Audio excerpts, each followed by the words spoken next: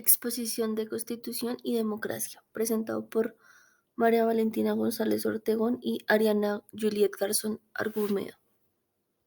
Contenido: Mapa conceptual de la Constitución de 1991, ingreso del neoliberalismo, origen y desarrollo y consecuencias del paramilitarismo en Colombia, participación de las guerrillas en la Constitución de 1991.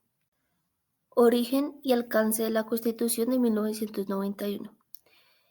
Fue la primera de la historia del país redactada por consenso y no como resultado de la victoria militar de un bando político.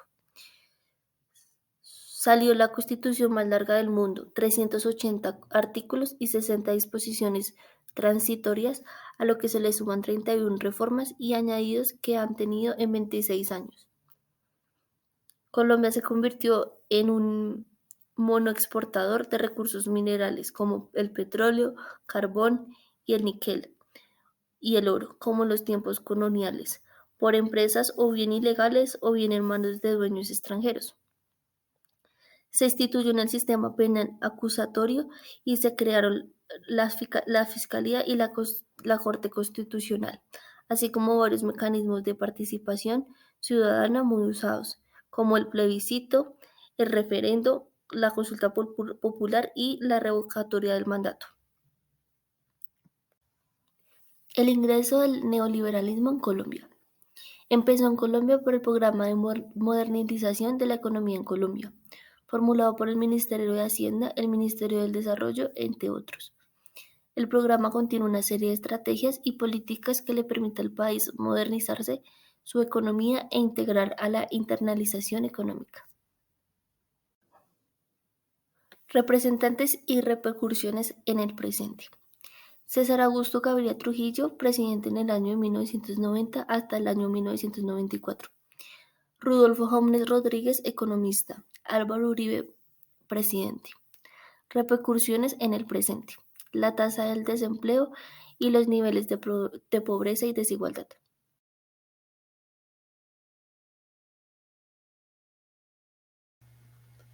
El historiador Germán Said explica que los grupos de autodefensa son aquellos a los que el Estado les dio la capacidad de armarse para salvaguardar su terreno en función de una lógica contrainsurgente.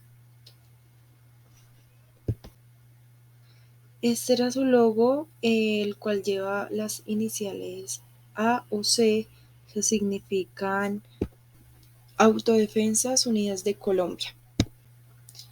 La idea de conformar grupos antisubversivos surgió simultáneamente en diferentes regiones del país. Iniciativas que luego se juntaron en las Autodefensas Unidas de Colombia. Pero ese objetivo no era exclusivamente insurgente, tenía detrás varios intereses.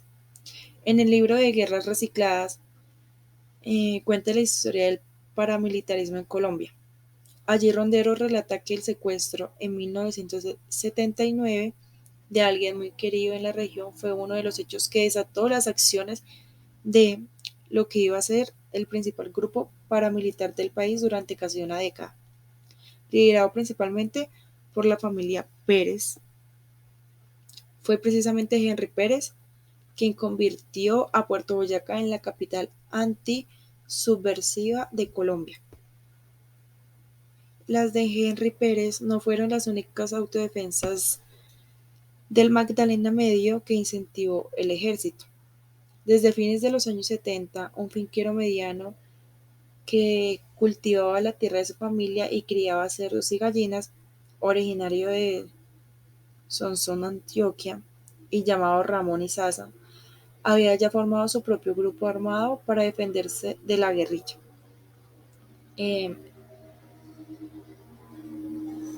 Este grupo se llamó los escopeteros, pero había más grupos en esa región, que a mediados de los 80 operaban bajo las órdenes de Henry Pérez en lo que se denominó Autodefensas de Puerto Boyacá.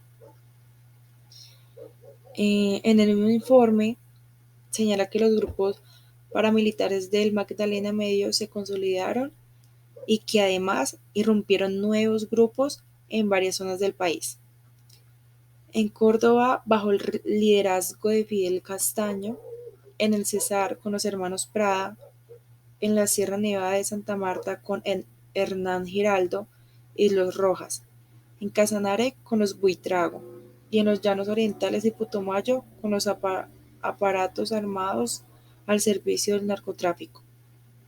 En, en la unificación de esos grupos a mediados de los 90 tuvo mucho que ver con la familia Castaño Gil de Amalfi, Antioquia. También en su libro, Ronderos cuestiona el gran mito fundacional del grupo paramilitar creado por Fidel Castaño y varios de sus hermanos, el dolor del secuestro y posterior asesinato del padre. La periodista en este libro deja al descubierto que hay inconsistencias en los testimonios de la familia sobre las fechas y las circunstancias del hecho y relata ampliamente cómo Fidel, el hermano mayor, ya tenía negocios ilícitos mucho antes de crear el grupo antisubversivo que además le servía para cuidar de esos intereses. Bueno, estas son algunas de las consecuencias del paramilitarismo en Colombia, que son pues ataques a población vulnerable, uso de métodos inhumanos contra la población, olas de violencia. Generalmente esto generó un temor colectivo por los efectos paramilitares, el riesgo para la vida y la inseguridad y también el constante peligro de encontrarse en medio de un ataque. Entonces, estos es un pequeño resumen de las consecuencias que esto dejó.